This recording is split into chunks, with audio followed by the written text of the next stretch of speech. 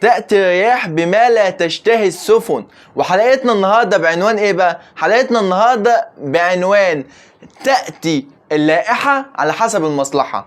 تأتي اللائحة على حسب المصلحة. في البداية طبعا نصلي على النبي ونحط اللايك بتاعنا الجميل، والسلام عليكم ورحمة الله وبركاته، واهلا بكم في حلقة جديدة ونهائية باذن الله تعالى. قبل البدايه والنهايه ما تنساش ان احنا ندعي لاخواتنا في فلسطين، ربنا يا رب ينصرهم ويرحم جميع امواتهم يا رب العالمين. تاتي اللائحه على حسب المصلحه. ده ازاي يا عم محمد؟ زي كل الناس، زي اي حاجه، زي الهوا. هتقول لي برضه ايه اللي حصل؟ هقول لك اللي حصل يا فندم، ان احمد دياب رجع في كلامه. قال ايه بقى الاول؟ احمد دياب قال ان مباراة سموحة وبيراميدز هتبدأ من اولها، يعني هتتعاد. وبعد كده دلوقتي القرار الجديد اللي طلع ان المباراة هتبدأ من الوقت اللي هي وقفت فيه، اللي هو وقفت في الدقيقة 49. هتبدأ من الدقيقة 49 طبعا بالطرد اللي طرد، بالجون اللي جه، بالجونين طبعا اللي رايح واللي جاي. هتبدأ زي ما انتهت بالظبط. هذا يعقل؟ لا يعقل. طيب سيادتك لسه قايل انت الكلام، يعني محدش طلع قال، ولا انا طلعت قلت من دماغي، ولا حد طلع قال من دماغه. انت اللي طلعت يا باشا في القناة وقلت ان المباراة هتبدأ من بدايتها. المباراة هتتلعب من بدايتها، يعني مش احنا اللي قلنا الكلام ده وانت اللي قايله ببقك. طيب سيادتك دلوقتي ليه بترجع في كلامك؟ وده هو الظلم بعينه للنادي الاهلي. طبعا ظلم للنادي الاهلي لما بنفسك يبقى في فرصه ان هو يخسر مباراه، وبعد كده انت اللائحه عايز تكسبه من غير لائحه. هات لي سيادتك لائحه بتقول ان الماتش بيبدا من وقت ما انتهى. فين اللائحه في الكلام ده؟ مفيش اي لائحه تنص ان المباراه بتبدا في الوقت اللي هي انتهت فيه. لان ده ايه بقى؟ لان ده ظرف قهري. قال لك ايه بقى في الظرف القهري؟ مكتوب ايه في اللائحه؟ قال لك الظرف القهري لا اما المباراه تتحسب لطرف واحد اللي هو بيراميدز، يعني يكسب 2-0 على سموحه، وده طبعا بتبقى بتظلم سموحه لان مش سموحه هي اللي ولعت في الملعب. طيب لا اما المباراه تبدا من اولها، يعني الماتش يتعاد. طيب انت جبت منين سيادتك بند ان انت تبدا المباراه من وقت ما انتهت؟ البند ده حطيتوه امتى؟ وعلى فكره مش انا بس اللي معترض على ده، كل الناس معترضه على ده، وبرضه في ناس في الاتحاد معترض على الكلام ده. طبعا كلام غير منطقي نهائيا. واحمد دياب، المشكله ان احمد دياب هو اللي طلع قال، وفي ناس بتقاوح بتقول ان احمد دياب ما طلعش قال. طيب يا سيدي هنقول ان احمد دياب ما طلعش يتكلم خالص، رئيس رابطه ما طلعش يتكلم وما سمعناش منه اي حاجه، تمام؟ ما قالش حاجه اهو. هات لي بقى نص في اللائحه بتقول ان المباراه بتبدا من وقت ما انتهت في ظرف القهري. الظرف القهري اللي هو حريقه، برق، رعد، مش عارف الحاجات دي. فين بقى الظرف القهري في الكلام ده؟ فين ان المباراه تبدا من وقت ما انتهت؟ مفيش الكلام ده في اللائحه، وده عبث، حرفيا عبث، وده ظلم كبير جدا للنادي الاهلي. والنادي الاهلي مش لازم يسكت لده، الاهلي لازم يتدخل، واحنا عارفين طبعا النادي الاهلي مش هيتدخل كعادته في الحاجات دي. فهنقفل الموضوع على كده وهنشوف ايه اللي هيحصل. المباراة طبعا هتبقى يوم 2/7 اللي هو بكرة، والماتش هيبدأ من الدقيقة 49. والمشكلة ايه بقى؟ مش في نفس الملعب، في ملعب تاني خالص بقى.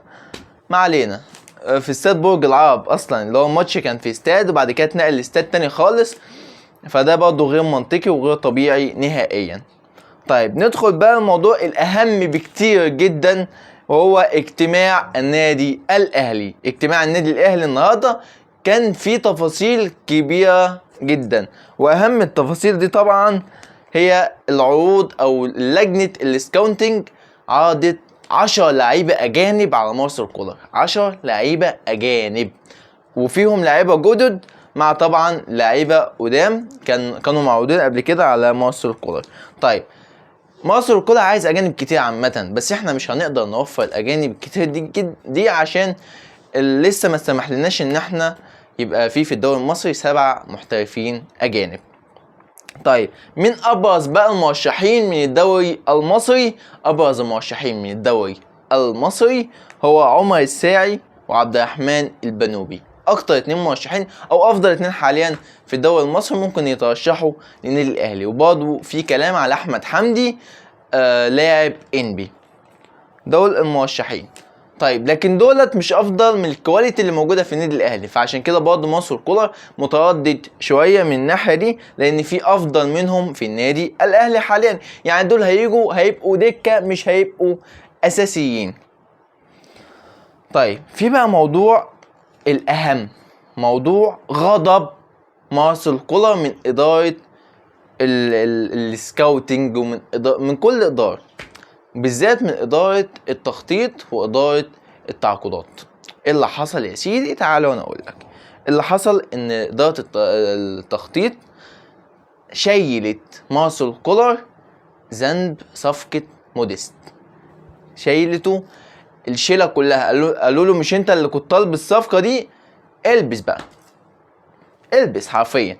الصفقة فشلت والصفقة فيها وفيها وفيها، وشايلوه الذنب لوحده، هو اللي شال الذنب لوحده. عشان كده طبعا غضب وطلع كل اللي عنده وقال لهم انتوا ما جبتوليش صفقة اصلا. من كل اللي طلبت صفقات كتير جدا وما جاتش، وكان اخرهم بالعيد. طلبت بالعيد وسيادتك ما جبتوش، وراح برقم اقل من الرقم اللي كنتوا هتجيبوه بيه لبلجيكا، وانتوا برضه ما عرفتوش تتعارضوا معاه. وقال لهم، سألهم سؤال، قال لهم محمد عبد المنعم مكمل معانا ولا لا؟ صامت، مفيش رد، ما تستنيش منه رد. ما عرفوش يردوا عليه طبعا، لان محدش لحد دلوقتي يعرف مصير محمد عبد المنعم حتى اداره النادي الاهلي. وكان في غضب شديد جدا طبعا مارسيل كولر على الصفقات اللي فشلت كتير جدا، ومنهم محمد كوناتيل لحد دلوقتي برضه مش عارفين نجيبه.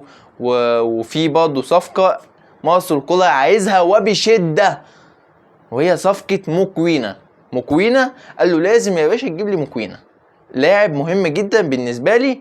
هات لي موكوينا او هات لي بن رمضان، انا مش عايز ديانج.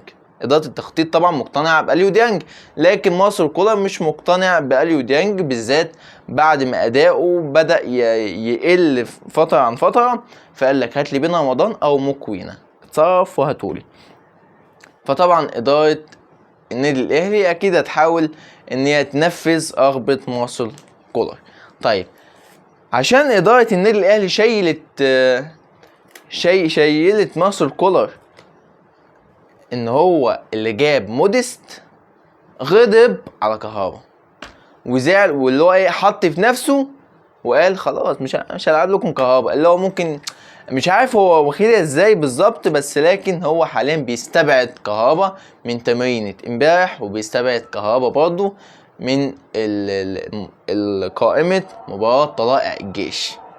فدي برضه مشكلة كبيرة جدا، انت تدخل المباراة بمهاجم واحد، فده ما ينفعش يا كولر. انت الكلام ده غير منطقي، فعلا غير منطقي ان انت مش هتنفع ان انت تلعب مباراة مهمة زي كده بمهاجم واحد، فده مش طبيعي.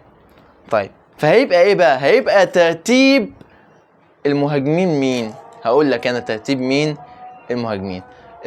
هيبقى رقم واحد هيبقى وسام ابو علي. رقم 2 طاهر محمد طاهر. رقم 3 لو مش هيبقى متواجد بيرسي تاو، هيبقى عبد القادر. هم دولت مهاجمين النادي الاهلي. مهاجمين النادي الاهلي ما فيهمش مهاجم اصلا. فانا مش فاهم ايه بجد اللي بيحصل حاليا مع النادي الاهلي. طيب دلوقتي خلاص بنقول رسميا وداع موديست رسميا كده. والنادي الاهلي النهارده نزل ان خلاص موديست اخر يوم كان معاهم كان يوم الاحد، وخلاص مشي رسميا من النادي الاهلي. طيب نيجي بقى لحاجه تانية.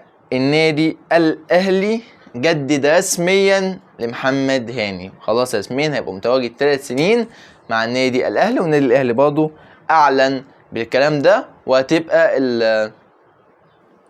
وهيتشال طبعا بند المشاركة من عقده.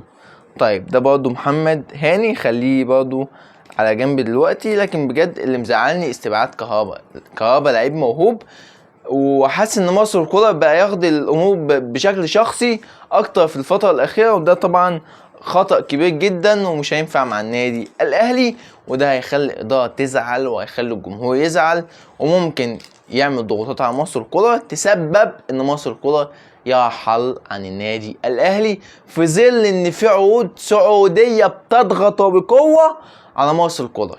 فالخوف كله من العروض السعوديه، ومن الخوف ان مارسيل كولر يزهق من اداره التعاقدات في النادي الاهلي ويمشي. طيب نطلع بقى على قائمة مباراة النادي الأهلي وطلائع الجيش اللي النهاردة الساعة 7 بالليل، ومش لازم طبعا ننسى مباراة مهمة و3 نقط مهمين جدا هيعززوا طبعا ان احنا هيعززوا تنافسنا على الدوري. طيب الشناوي طبعا وشوبير والزنفولي وكريم فؤاد وياسر ابراهيم وعبد المنعم ورامي وخالد عبد الفتاح وهاني ومروان وديانج والسولية وأكرم وقفشة وإمام وعبد القادر والشحات وطاهر ورضا سليم وكريم نيدفيد وسام ابو علي. بيرسي خارج القائمة بسبب تراجع مستواه. هو كان في التأهيل، لكن هو حاليا يعني لحد ما كويس، لكن برضه عشان المستوى. طيب دلوقتي عودة رضا سليم للقائمة، وده حاجة مهمة جدا. احنا عارفين ان هو مستواه تأخر في الفترة الأخيرة، لكن برضه سيظل لاعب مهم بالنسبة للنادي الأهلي. وعودة كريم نيدفيد فده برضه حاجة كويسة جدا. طيب التشكيل هيبقى عبارة، التشكيل طبعا من توقعاتي هيبقى عبارة عن محمد الشناوي وعبد المنعم ورامي ربيعة على الجنب اليمين.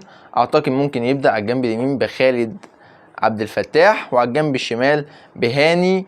في الوسط هيبقى مروان وأكرم وإمام.